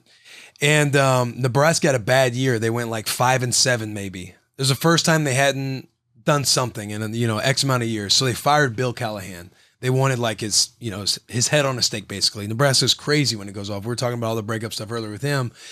Exit by 10 with Bill Callahan. Yeah. And so Nebraska's basically falling apart. It's not like the 90s, this, that, the other. And so guys are decommitting. They're jumping ship. And Mizzou and Illinois were having good years, and they were recruiting me hard. And there was this time where they didn't have a head coach in place in Bo. They didn't have an AD yet. So I was taking visits to other places because I was probably going to decommit and go somewhere else. And Tom Osborne gets hired as the AD. He comes into old Banter, Missouri. Old teachers are going nuts about Tom Osborne because he's like one of the most winningest coaches of all time. And he's like, I can assure you, you're going to like the new head coach. And, you're sitting there as a kid fucking drinking your own Kool-Aid and shit like that. Like, I still figured I was going to go somewhere else. Bo gets hired. I go on an official visit to Nebraska. It was a solid visit. Shout out Blake Lawrence. He was my host. Bo, he did a great job. He took my mom to church because that's what did it. And that's what did it for my mom. Yeah. We get back. You know how it is getting recruited. Like, Was it a special kind of church, or was it just the fact well, that he he was- just taking her to church. My mom, Yeah. she's a Catholic school Yeah, I principal. know that, So yeah. she's like that really tugged on her heartstrings. And at that point, being a senior, you're having to miss basketball games, watching your friends, the volleyball games, like going to stuff because you're having in-home visits. That's back when you can get texts, phone calls all the time. There's like no limit. So I'm just over recruiting. Like Notre Dame came in late, which is where I wanted to go initially. And I just didn't want to go on a visit because like I just don't care anymore at this point. But Notre Dame offered late. Notre Dame offered late, like after guys didn't commit at the All-American games. I was Right. like a fucking, backup. Yeah, last little piece. Yeah. And so Mizzou visits my mom's school at St. Rose. This is a week before I'm announcing. It's So you tough weren't to even say committed. that. Oh yeah. I was going to, I'm going to make my announcement on Tuesday before. Yeah. Listen, I mean, I understand where you're coming from, but that's how it was done. Yeah. That was No like doubt. a big deal. You got the It's tough hats to- in front of right. you. The fans And, behind That's you. what we'd be at a staff meeting, and I would be like, "No offense, pardon my French, but is this guy a douche?" Oh, that hurts. Feelings are being attacked. Mizzou, the linebacker coach comes and visits my mom at her school. Comes to the school and visits. Logan's with me, and so we have a good time at school. And I'm like, he's like, "Yo, who are you gonna pick out of Mizzou and Illinois?" Because I had told my mom, "Look, I'm not going to Nebraska. Like, it's not gonna happen." Because she had such a good time on the visit. My mom starts crying, like in the living room, because she wants me to go to Nebraska because Nice she work, loves Bo. Bo. And, Nice work. Yeah, exactly. And, I was just like, it's going to be Missouri or Illinois. Plus, it's closer to home. I can be closer to home. And the old man, he's like, oh, you got to go. You got to, don't worry about that shit. Don't worry about the in-state pressure, blah, blah, blah. So Bo calls me on the way back from Mizzou visiting my mom at school. Bo calls me, Comp, what's up? Comp, Daddy, what's up? You said Daddy. And Comp Daddy, guarantee I didn't say that. Comp Daddy, what's up, baby? He's embellishing things. Yeah, There's no way. It sounds like and that's the he way goes, talks. can you let me do one more favor before you make your decision next week? And it's kind of like a courtesy yes. I'm kind of like, yeah, sure, what's up? Because I'm thinking, what could it be? And he goes, I want to fly my staff down for Sunday to watch the NFC Championship game. And I'm bummed that I said yes. So I got to do the favor because I'm like, I'm over the in-home visits. I'm over all that stuff. And I'm like, yeah, sure, coach, we can do that. And he's like, I want to fly down, Carl, the D coordinator, linebacker coach, DB, all the defensive staff. You didn't send Dob. Didn't send Dob. Dob wasn't, stay-at-home Dob. I was working. Yeah. And Dob's grinding. Dob's the man behind the man. The Nebraska staff comes in that night for the NFC Championship game, and I'm talking like, it's like the wedding. Like everyone's vibing in different rooms. Everyone's kind of cross-pollinating, like having the best time ever. And they walked out. It was a fun time. Great time. We're teaching the old guys about the new iPhone. Like we're playing games in the other room. Some people are watching. I can't imagine what that process was with the iPhone. Right. So I just got to press the button and it all goes back. And Eckler, the linebacker coach, he has this temporary tattoo that looks real of my name on his arm and everything else. Like we just have a great night. Oh, you definitely said Comp Daddy if you got coaches with temporary tattoos. No, I found out about that later. And so they walk out of the house, and I'm like, yo, I don't know who else I'd rather play for. Like people always say, pick the school, pick this and that. And, I'm always somebody who I picked the staff because when they left, I was like, these are who I want to play for. These guys are who I want to play for. And from that moment, then I went Big Red. Really? Yeah. Swayed. So the last swing was a home run. Because it was going the other way. There's no doubt. Yeah, it really in was. your head, you're going to Missouri. Probably Missouri. Illinois. It was probably Mizzou. Mizzou. He might have committed to 4 schools in those 4 days. Fuck. You might have. Hey, my freshman year, when I was redshirted, Mizzou waxed us. Oh, they kicked. And I remember Carl coming over like, trust me, we'll never lose to Mizzou. Like this will never happen again. Yeah. Oh, we could have had something. Well, you got offered by Nebraska. We could have had something. Yeah, no question. Bo, which one? Bo didn't press me like he pressed you though. Bo, he came to the school and it was awesome. I was like, he was the first head coach, I think the only head coach to come see me.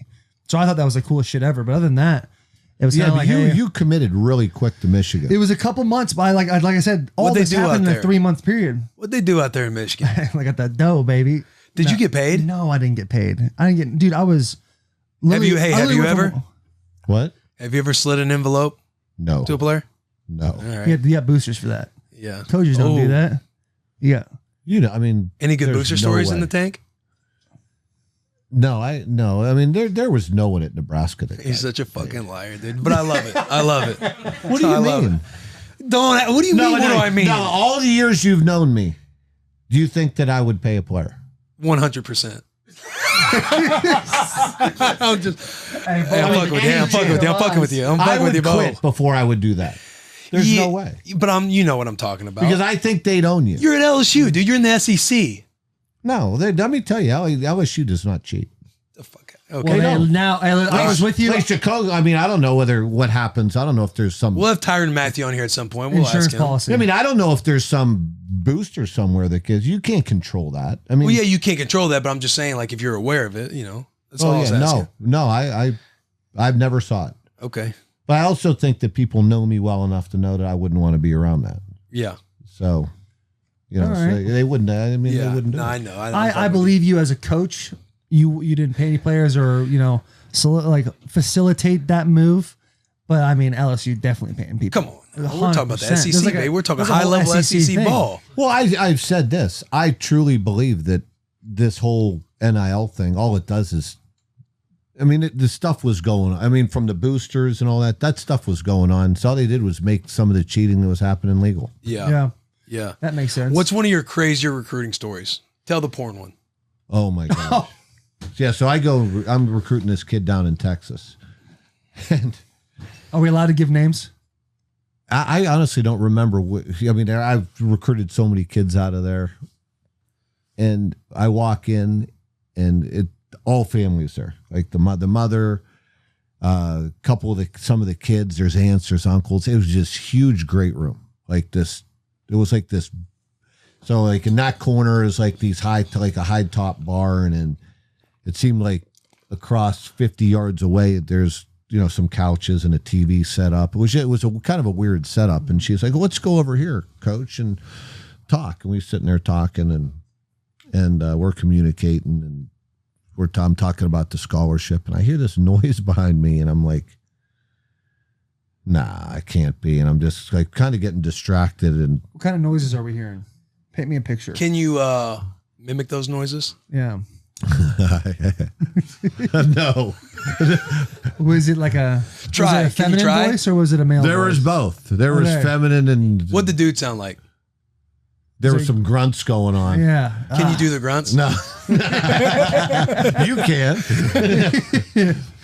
So I turn around and I'm like, this house can't be what I think it is. I turn around and there's this big screen TV and they're back there and they're like all like watching porn. They got porn going heavy. Who is they? While the Like the recruit, uncles. Yeah, while I'm recruiting their The uncles nephew. are just sitting there, half chub, we drinking a Yeah. beer with each other? Yeah, they're That sitting is there and they're like, hilarious. "Hey, look at that!" And I'm like, and the mom kind of looks at me. She goes, "Coach, ignore them." I'm like, "Well, it's kind of hard. Yeah, no doubt. This is a little unusual." God, so that kid go, where were you at the time? I was at Nebraska at the time. So did he come to Nebraska? No, he didn't end up coming. Probably for the best, huh? Yeah, I don't know if I honestly, I don't even know if I kept recruiting the kid. Oh, really? After that it was over? I mean, that was so bizarre. That's a weird deal. Weird deal. That's yeah, these that's uncles? fucking weird, dude. I'm uncomfortable You're sitting there talking trying about to recruit in the living room, and you hear just porn behind you. You know, me personally, I don't know if I'm joining them or if I'm going to continue to recruit. Right. You know what I'm saying? Yeah, let's catch up in a second. Then he goes to sit with the uncles. So we got going on Give me here, a minute. boys. Yeah. That's a weird deal, man. That's a Want weird to see deal. when I was telling Will last night about I was recruiting down in Texas, and Tim Beck and I were.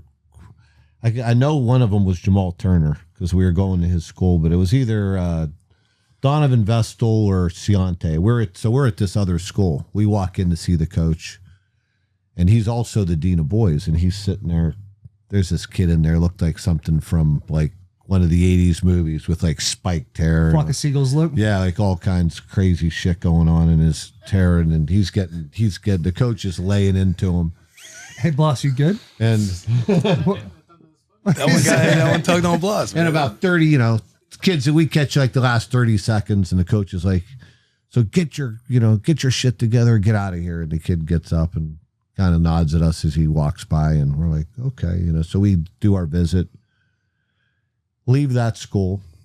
So we knew Jamal had a what do they call it? Those athletic periods. So they were having basketball practice. So let's go grab lunch. We'll go over there and we'll get there right when basketball practice is over. So we show up at Jamal's school, and we walk in, and the coaches there, the head coach is out there talking, and they're just finishing up basketball practice. And we look up, and I see Tim Beck, he was our offensive coordinator. He goes, "Hey, what's up, man?" And I turn and I look.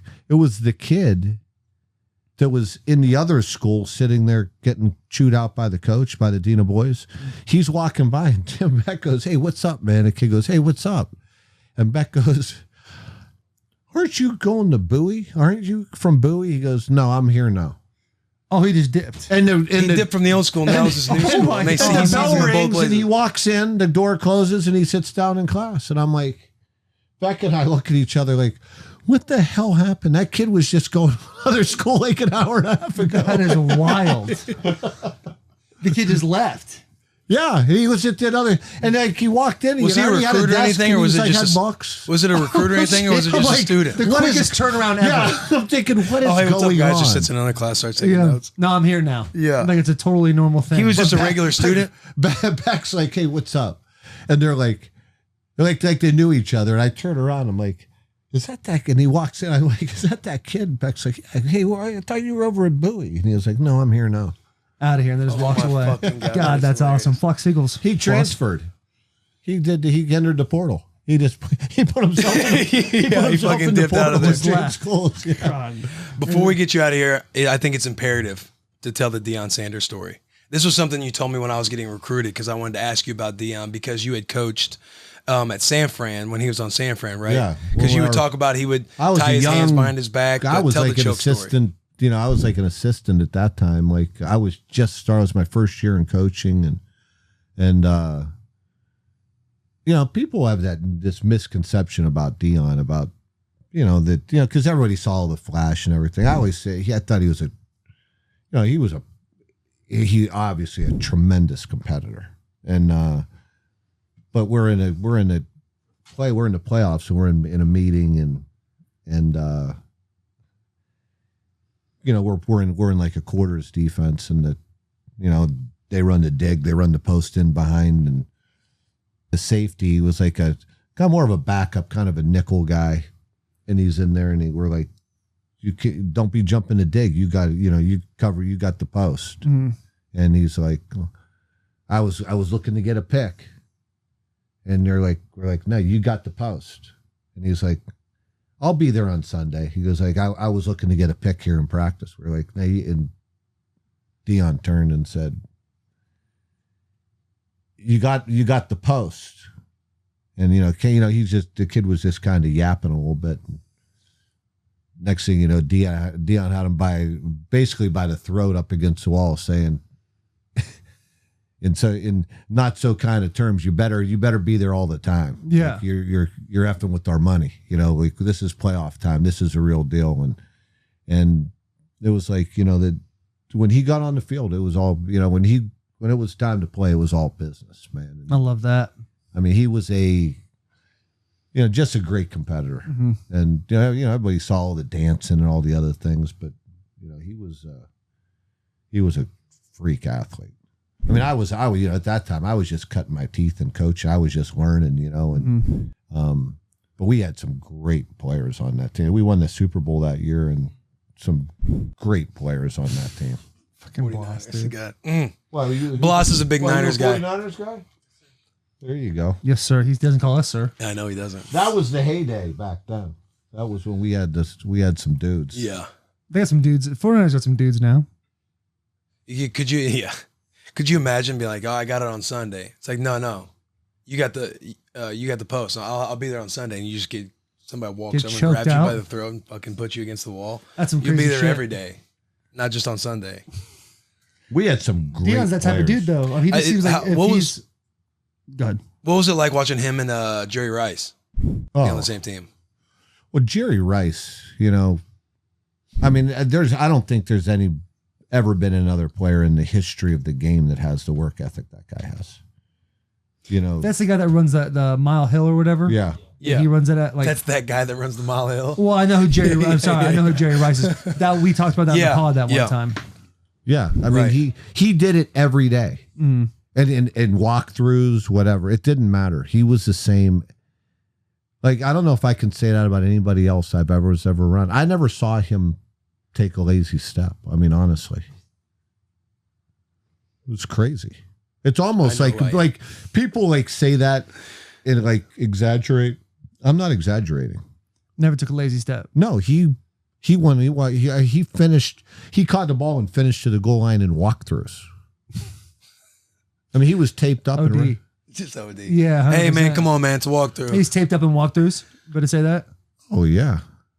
God, that's wild. He was going. He's one of the best ever. He is. Is he the best? He is the best ever. Ever.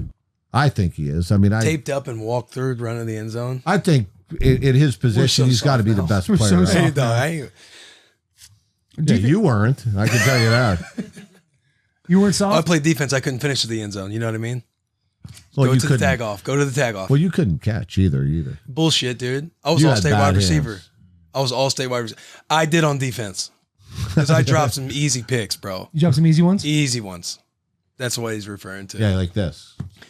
That's how you cut. One hit me in the face. No, it didn't. Yeah. What happened? You just went all honestly, defensive? I was covering this back to the, he came up to do an option route and I was covering him. He ran out. And so I'm just covering him. It was like the end of the game, so I didn't think the ball was getting thrown to him.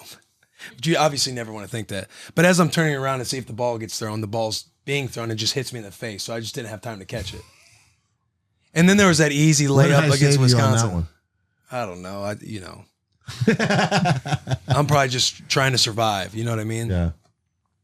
Because you're probably pissed off, even though we won the fucking game.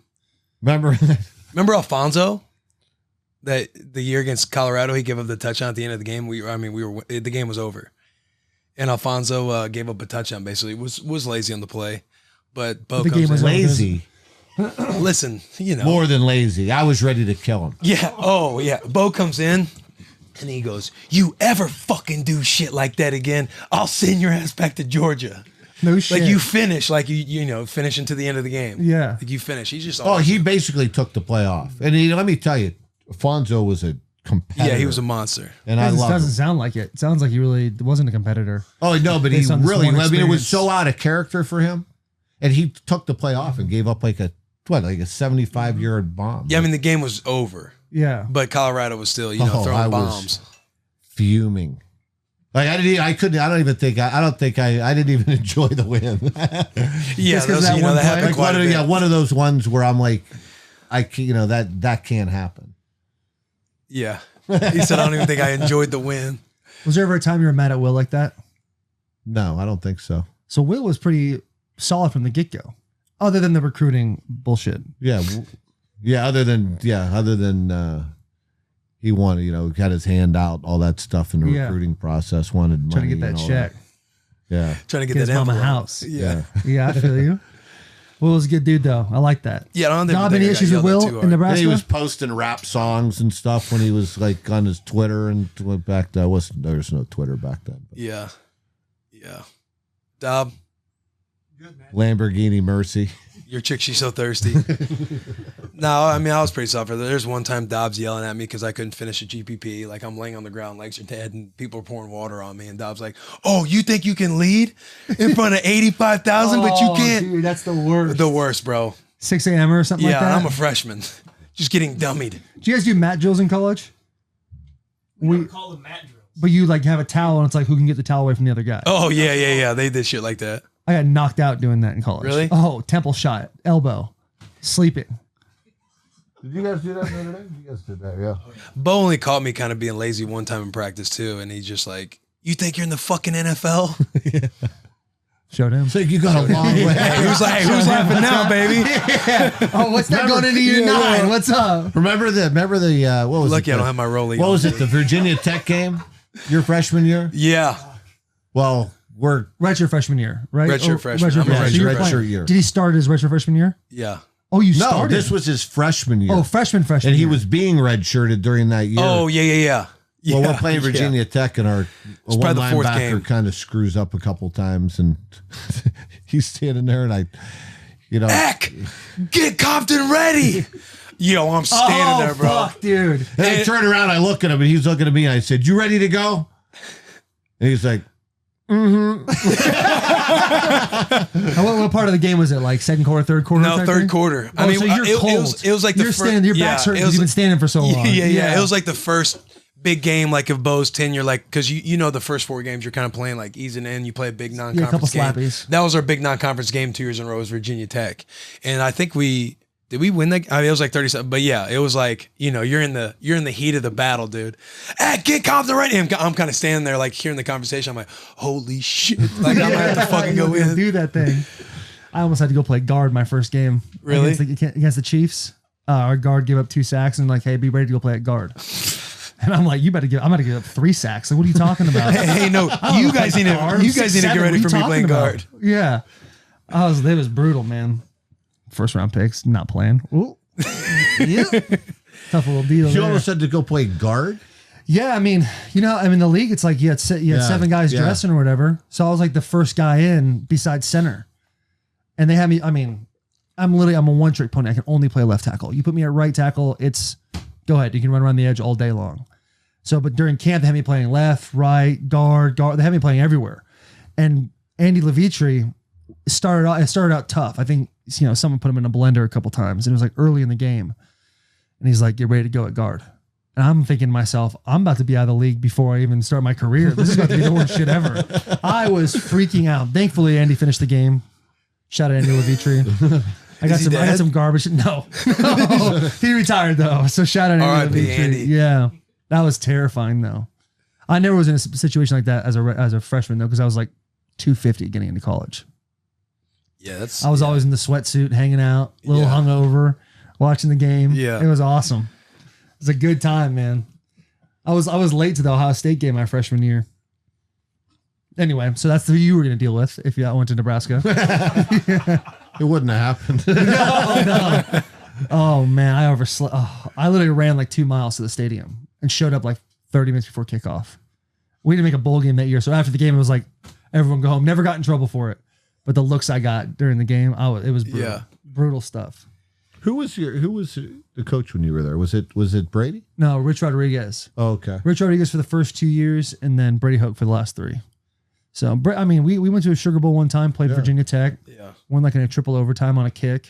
Brady did a good job there. Yeah, I thought he did, and he was a great guy too. I really enjoyed my time with Brady.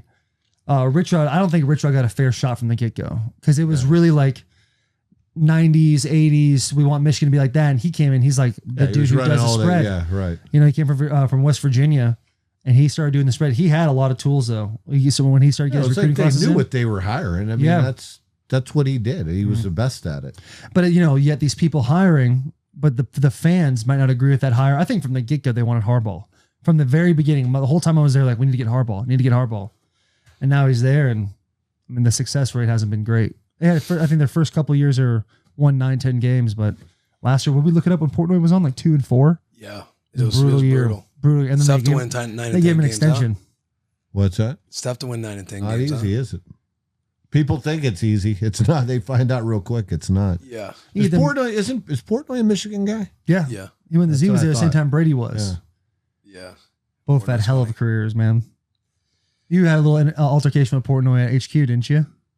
I mean, not really. I felt like he was kind of wanting some kind of altercation. Maybe he wanted the cameras run. Yeah. So he wanted a little fist fight verbally. Yeah. And I saw him. Oh, what's up, boss? And I'm like, you said boss? Yeah, you know how I call everybody boss. Yeah. Like, he's actually your boss, so I don't know. I mean, yeah. But I'm like, oh, you're here at HQ. And he's like, yeah, where else would I be?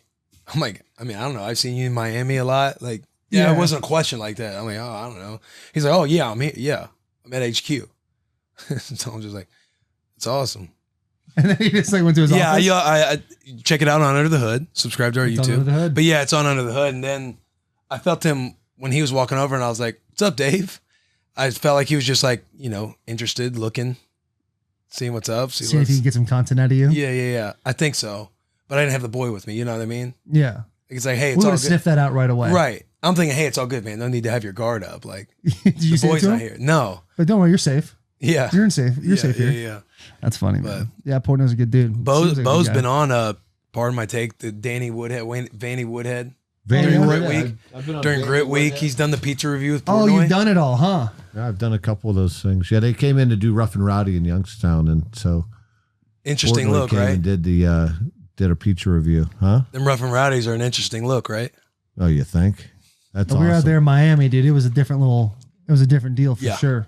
Oh, it was awesome. I enjoyed it. The one guy. What was the one guy's name? They called him. I think they had him on a few other times. Raccoon Boy.